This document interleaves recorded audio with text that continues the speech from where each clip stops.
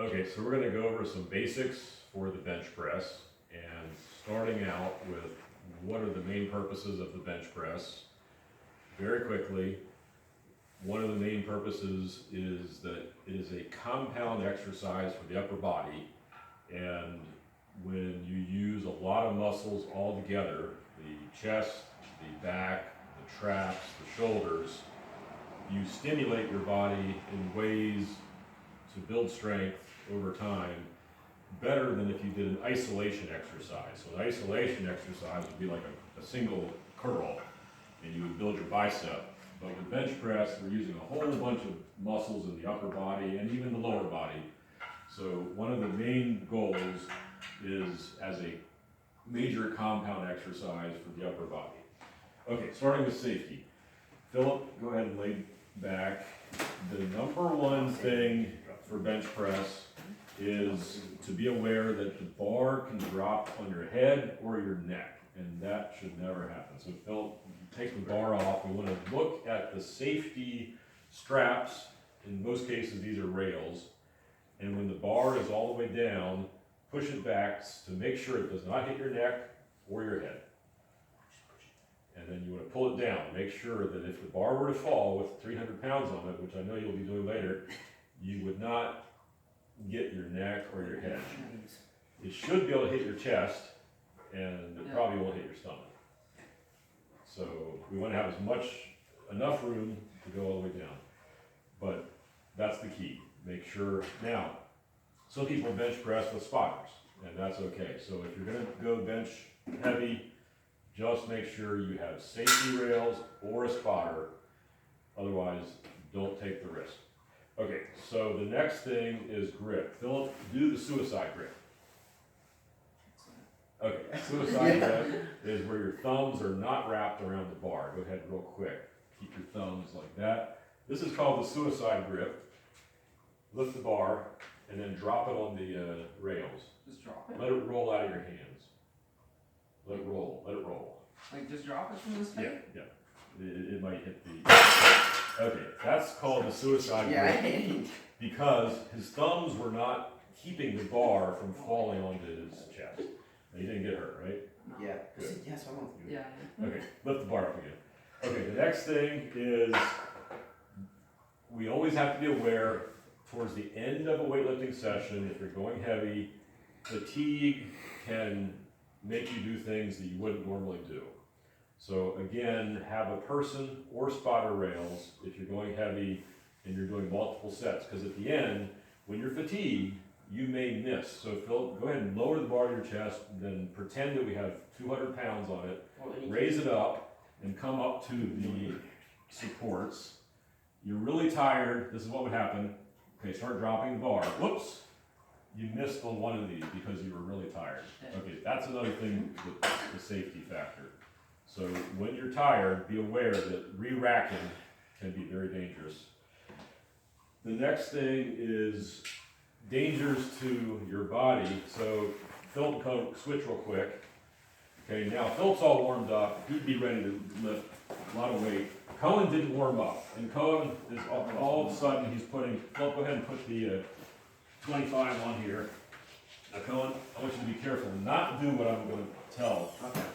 Okay, put the 25 and the 45, and put the collars on. I always use collars. We don't want to. I didn't even lift this, bro. Okay, Cohen is going to make the classic mistake, which sometimes is called ego lifting. He's going to try to lift his max weight, and he never warmed up. Okay, Cohen, this is just for pretend. Don't do it. Okay, so that's the next safety tip. Don't ever come cold into the gym and try to lift your max. If you're going to lift your max, warm up for 20 minutes or more. This is my warm-up. Cohen said this is his warm up. Okay, good. Okay, final tip for safety is, Philip, we're going to take these plates off. Don't drop the plates on your toes. This may seem like a little thing, but these plates can slip out of your hands, and if you drop them on your toes, you may end up with a very major toe injury. So, especially this one. This is the worst one. And there's one more thing with bench press. Don't make the two sides uneven. So if you load one side with 3 heavy plates, make sure you alternate. Okay, so basic form is what we're going to cover next. So Cohen, you can start and we'll switch off with Phil. We're going to use light and moderate weight, and that means Philip put the 10s on. We could start with the bar, but we want to have just a little bit of weight here. Where is it? One of these ones? There's a 10 over there somewhere. So grab 10s. Okay, so actually Cohen, let me illustrate, let me get there and just illustrate some fundamentals. Okay, the first thing is, as we already showed, use your thumbs. So, and then the first thing is to figure out your grip width. And what we're going to do is not a powerlifting bench press, we're going to do a strength building bench press. That means roughly start with your hands shoulder width and move them out about another hand's width to the side. So not real wide, this is powerlifters way out here. Not real narrow, that's called close grip bench press. Somewhere in the middle. It doesn't have to be exact, it's just sort of what's comfortable. Okay, now plant your feet. A bench like we have, you can look down at the bench there with the camera, has room for my feet, which is good. So I'm going to plant my feet solidly on the ground. I can pull myself up so my back is off the bench. I want to slightly retract my shoulders and roll them back, but don't overdo it. My back will arch moderately, not too much. I'll come back to the grip. Now I'm going to lift off, tighten my lats, lift off, and then bring the bar down closer to my sternum than my neck. So I lower the bar roughly here and press. Okay. Cohen, go ahead and do that. And we're going to critique what you do. And that. So then, keep doing this. Okay, let's look at, okay, Philip, you're going to help critique. There you go. Let's look at his grip width. Pull yourself off the bar. I would say your grip width is. Matt.